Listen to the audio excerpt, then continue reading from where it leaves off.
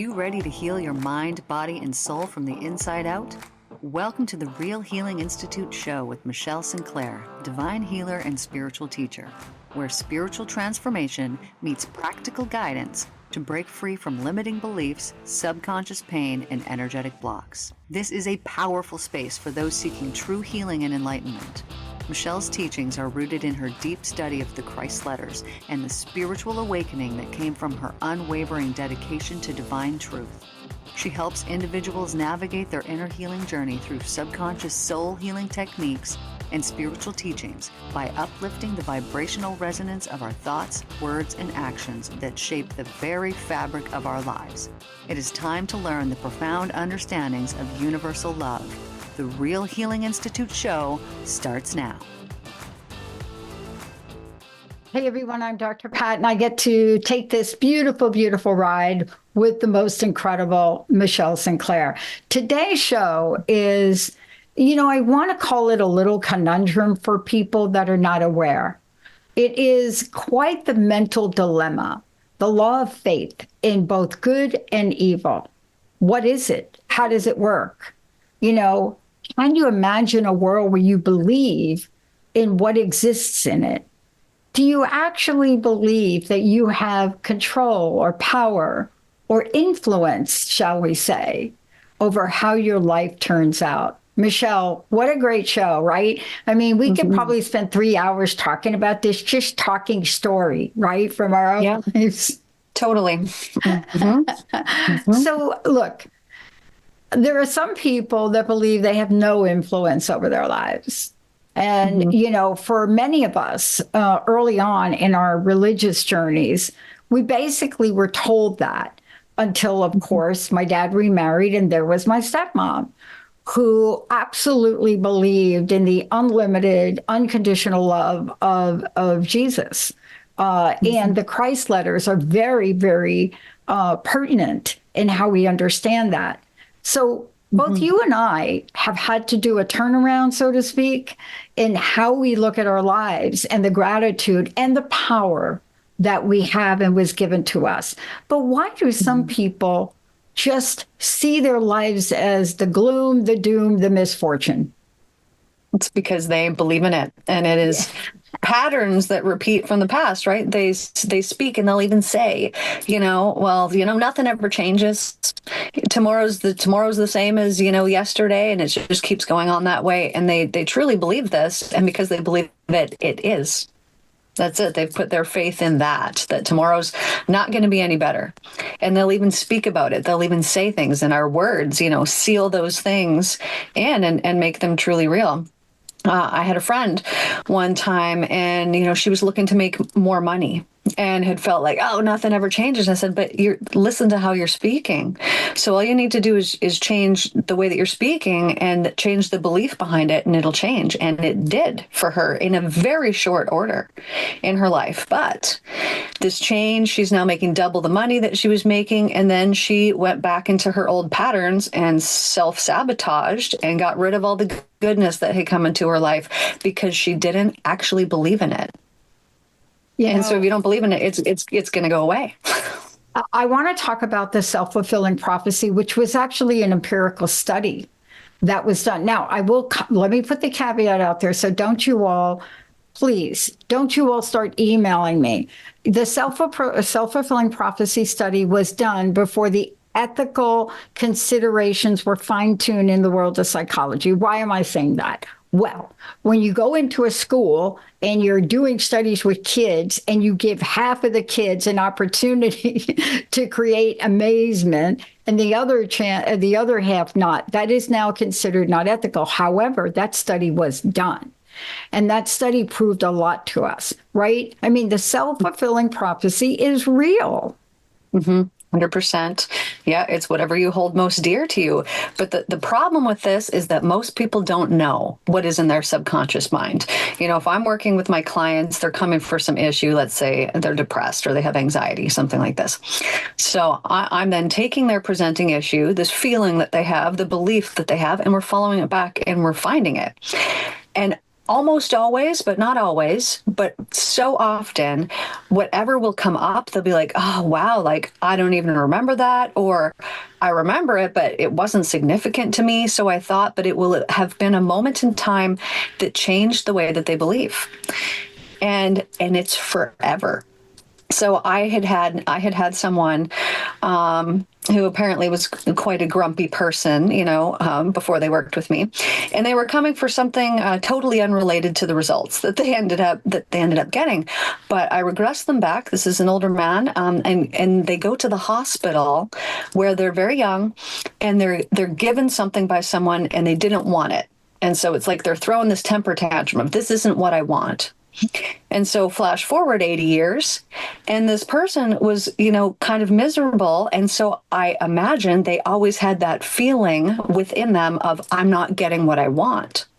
And so as soon as that was cleared away, all of a sudden this person is nice, they're pleasant, because they don't have that feeling anymore. And so often people will say things like, this is just the way that I am, or, this is just, and it's not. It is not the way that you are. It's not at all. But we identify with it. Our ego says that's me. And then we feed it even more. And then it plays out in our life. It's very interesting we're talking about this. I play a sport and I play a lot of doubles in that sport. But there's one person I play with who is every point really angry, really, right? And then when I miss a shot, he says this one phrase to me, and I had to stop him to tell him to stop. Now, let me tell you why. Because 2 weeks ago, he did it over and over again, and I fell. I never fall in my sport. And the word was, oh, unlucky. That was an unlucky shot. And so it was like, I tried to say, no, dude, that wasn't unlucky. That was just bad form. But he didn't stop. And he kept saying, every time I missed a point, not that often, so let me just be clear. But what happened to me that day? I fell. And I fell hard. The good news is I'm a motorcycle rider, so I know how to fall. But you could hear me fall. And I just put it together the other night talking to Linda. And I said, did you hear how many times he told me I was unlucky? Now, put that together in your area of expertise, and let's explain what happened to people with that. Because I do believe that we call into our future and our present not only what we think, but the minute you speak them words, like somebody telling you unlucky over and over again. Hello, right, Michelle? What? 100%. They have cursed you. They don't know that they're doing this, but that's what a curse is. So if somebody, this is a thing too, a lot of people have problems with tarot readers or this or that, which, I don't. It's the same as anything else, right? Drugs could be used to help you when you're in a whatever kind of situation, or they could be used for not. It's the exact same. So if someone is saying, oh, this horrible thing is maybe going to happen to you. What have they done? They have contaminated your consciousness. Now, if you believe in that, meaning you consider it and you think, oh, I hope, what if? Oh, I don't know. You've now believed in it. Rather than the love of the divine, which will allow, only good things to come to you. But people don't realize how much faith, how much belief that they use in their lives. And it's truly every day that we believe in certain things and they play out. Yeah. So that's just one example. Yeah. So imagine here that you believe that you're not good enough, or that people don't like you, you're not worthy. And so you're in high school and you're walking down the hall and there's a group of people and they're talking. And one of them looks over at you, and then they look back and they keep talking to each other. Now, if you do not believe that people like you or that you're good enough, you're going to think all kinds of things, and it will be the truth to you. It will feel like the truth. You will experience it as the truth. And all it's doing is reinforcing the belief that you already had. Now, let's imagine that you do believe that you're good enough, and the people that like you, same situation. They're standing over there. One of them looks at you. They look back. You're like, oh, maybe I should go say hi. Maybe I should whatever. And you've had a completely different experience that has seriously affected your being, all because of the way that you believe. Yeah. And I want to talk about this now in more detail with you, especially that electromagnetism we're talking about. And let's just dive deeply. Most of my life in the academic world, everything from kindergarten to PS14 in the Bronx that I went to, all of it was she's slow. She can't read. Maybe we need to keep her back. I mean, you know the language. But then I got to high school and junior high school. And junior high school was my first turnaround. It was my first turnaround, and it happened to be in music, playing the viola, where Dr. DeVito really looked at me and said, he didn't care about what anybody else said about my grades, but he put my fingers on the string of a viola, and it was like magic. And I ended up being one of the youngest people in the city orchestra. I wasn't able to continue. But you see, it changed. When I went to high school, Amy Sarro, one of my teachers, pulled me aside and she said to me, "You're different, but you're really not less than." And so let's talk about how we can shift, because that helped me shift a perspective.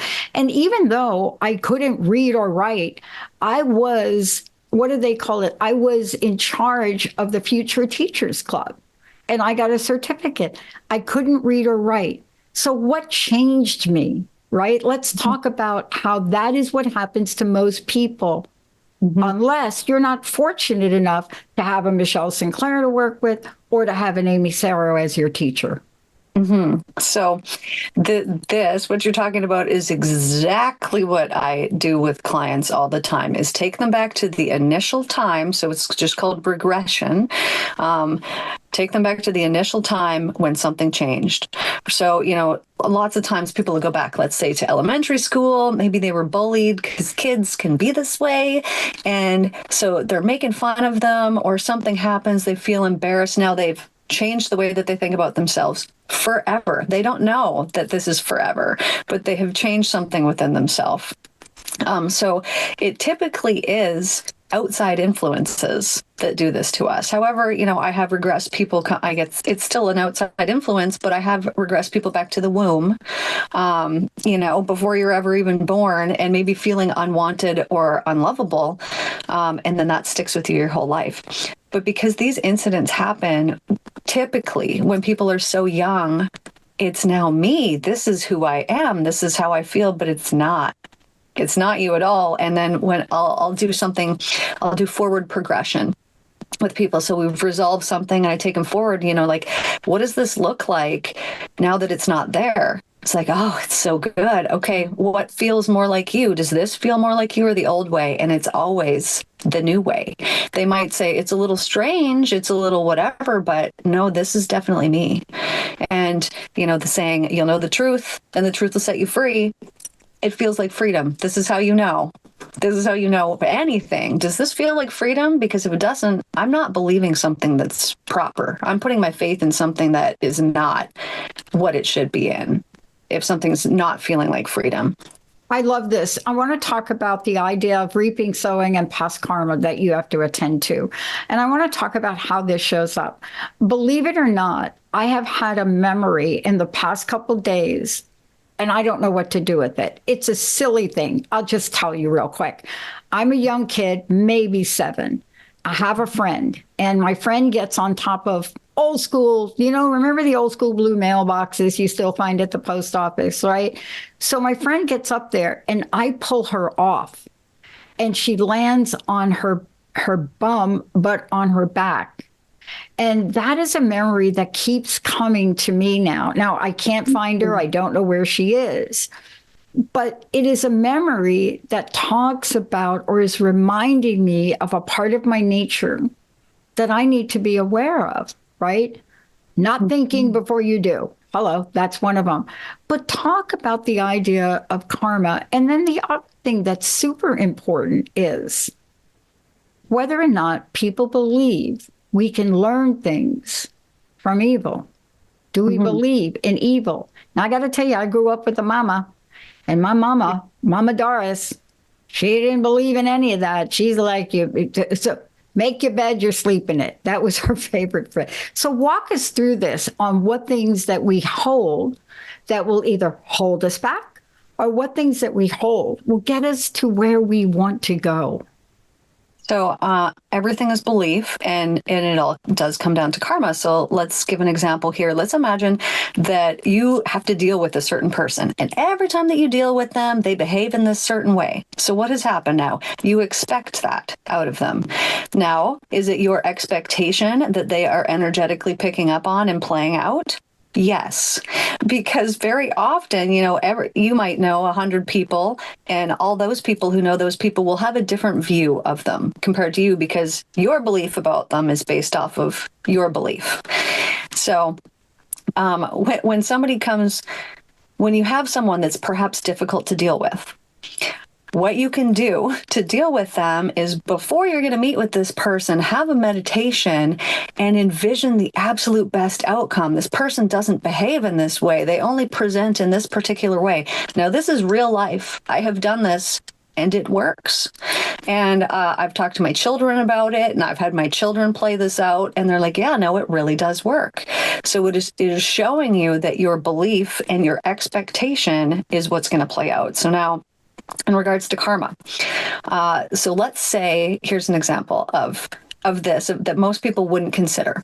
So let's imagine here that you got this sweet woman, she's so sweet and so nice to her husband, but he's kind of not nice, and she's got to deal with this, but oh wow, just look at her put up with that.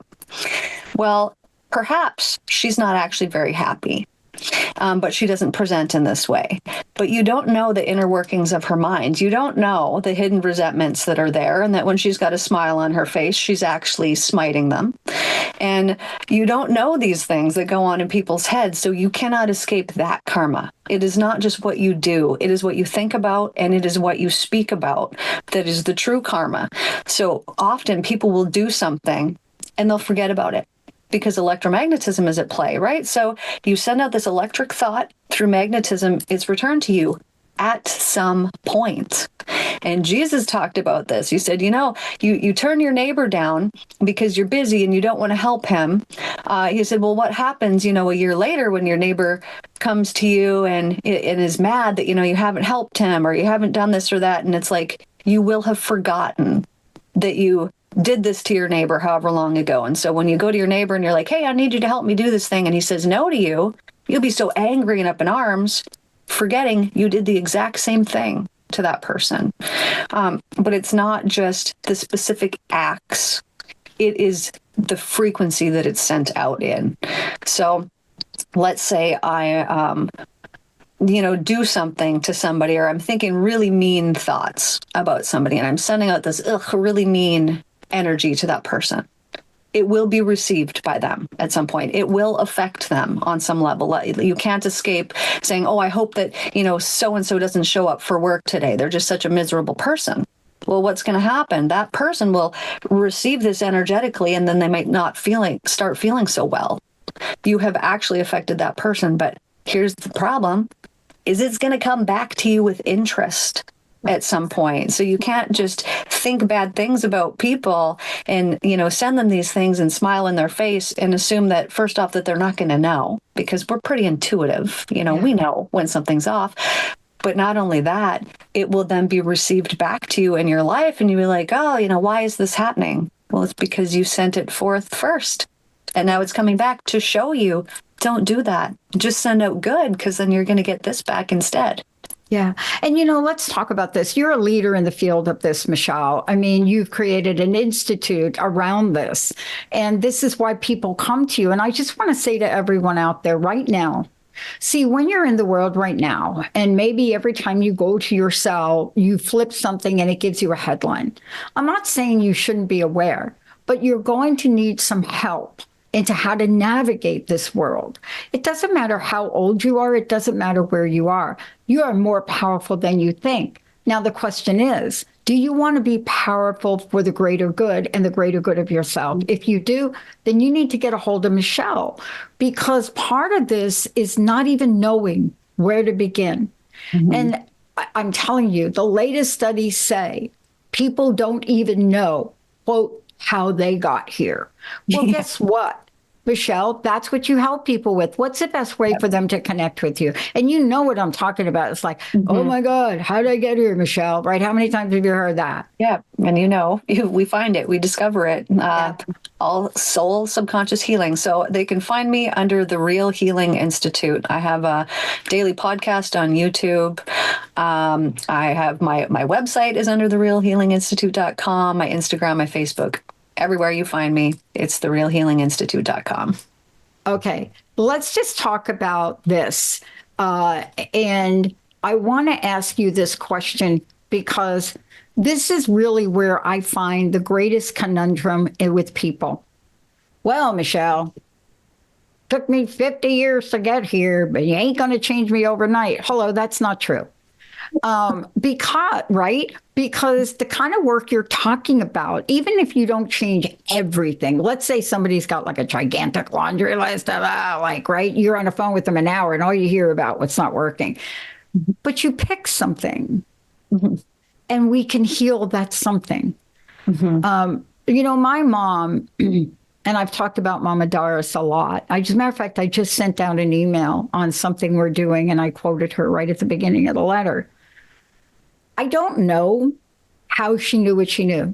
Maybe she read the Christ letters. I don't know. She never really talked about it. But I'll tell you the one story that she would tell us girls. And again, I'm not the expert at this, you are. But she would talk about, she called it the Christ walk through Samaria.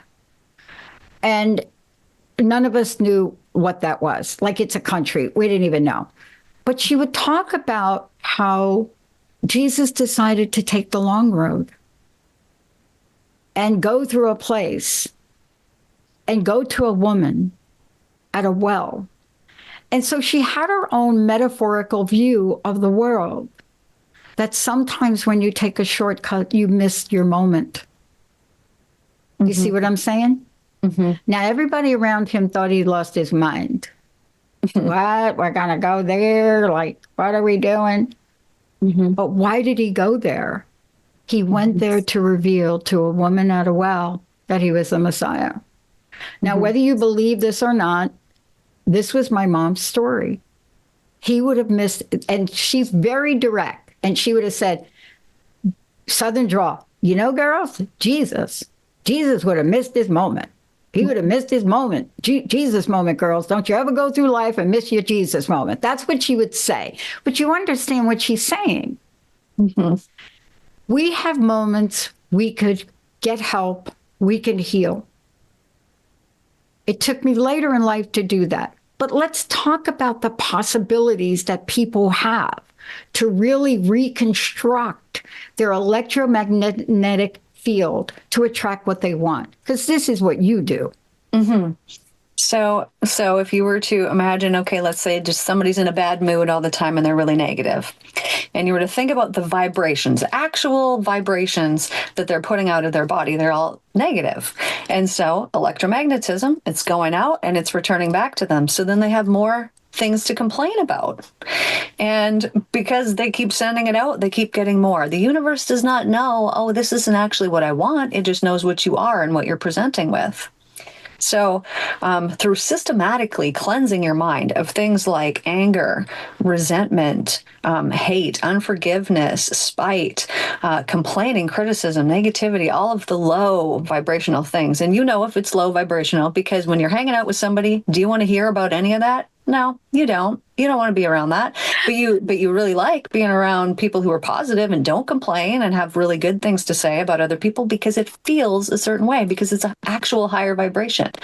And so when you can heal these things, which there's so much that goes into that, but when you can heal those things, then you're automatically putting out a higher vibration, and then you're attracting more wonderful things. So after several years ago, I'm driving down to the States from Canada after, another enlightening, amazing experience that I've had. And I started to say, I'm living in heaven, and every day I get something for free. And so I just would say that every day. And every day I would get proof of that. I would get something for free, and I would have something weird, crazy, magical, mystical happen that was shown. Well, of course that happened. We're living in heaven. Of course this would happen. And it's showing my beliefs to me. But previous to this, I was holding unhealed things within myself. And so you're only going to get back what you are. And so, yeah, you might have some amazing things. So you might get some amazing energies coming back to you. But if the storehouse of what you're holding is, 78% not super high vibe, well, you're going to get 78% not super high vibe stuff back to you. So it's all about healing all of those things. And the best way to do this is to put yourself in alignment with divine love, because there's nothing more true and real and wonderful than that. That was what Jesus preached about. He would talk about the love, and then he would heal people to prove it to them. That's all he was doing. Yeah. And when we say that's all he was doing, everything he did, we are capable of doing. 100%. He was a man. Right. Yeah. So part of this is understanding that I have not been able to clear things on my own. I just need to be clear. I have worked with some great people, and I'm not done. Because even today, I would buy into my partner telling me how unlucky I am. I'd buy into it, and ultimately I'd fall. And I came 3 inches from hitting the edge of a table with my head. That's how powerful this is. Michelle, thank you. Please give out your website, but I want to know your personal message, because can you imagine if within an hour we could call something like that in? Can you imagine what we could call in for ourselves in the world? Oh, yeah. The message is heal yourself and invest in yourself, because you matter so much more than you really even know. Because when you heal yourself, then it's like the 100th monkey experiment, and pretty soon it radiates throughout the whole world. And then people are shifting that haven't even done the work, just through the collective energies that are there. And so truly healing yourself is the least selfish thing you could do. Think about someone that you love, and when they're feeling really good, you're feeling really good. So it's a wonderful gift, not only that you give to yourself, but that you give to everyone, and that you bring into your environment and the world around you. Heal yourself. So important. And thank you. Please let everybody know how they can work with you. So the Real Healing Institute, I offer several different programs. I offer just, one-off sessions. And I also offer spiritual mentorship, which is a really amazing program that you get to complete it with a 3-week journey by yourself out in nature. And that really seals the deal. But therealhealinginstitute.com is my website, and the Real Healing Institute, you can find me on all social media platforms. And I'm Dr. Pat, and remember what we just shared with you today. I'm not kidding. You don't even have to say the word, but if somebody says to you, unlucky, you need to have some tools to erase that. Because even though you think you are not taking that in, you don't want to fall. Thank you, Michelle, for everything. Thank you all for tuning us and turning us on. And for many of you out there, you've heard us reference the Christ letters. Maybe we'll be able to tell you the best source or place to go for those in some of the upcoming shows. Maybe we'll even get a little bit deeper into it. Thank you. We'll see you next time. Thank you for joining the Real Healing Institute show with me, Michelle Sinclair. Tune in every second and fourth Wednesday at 9:30 a.m. Pacific on TransformationTalkRadio.com for more empowering ways to spread love and set yourself free. Together, we'll elevate the consciousness of the planet. Stay connected. Follow me on social media, subscribe to the podcast, and explore the Mental Cleanse series on YouTube. Ready to go deeper? Book a session with Michelle at therealhealinginstitute.com. Until next time, keep healing, keep growing, and remember, love is the only way.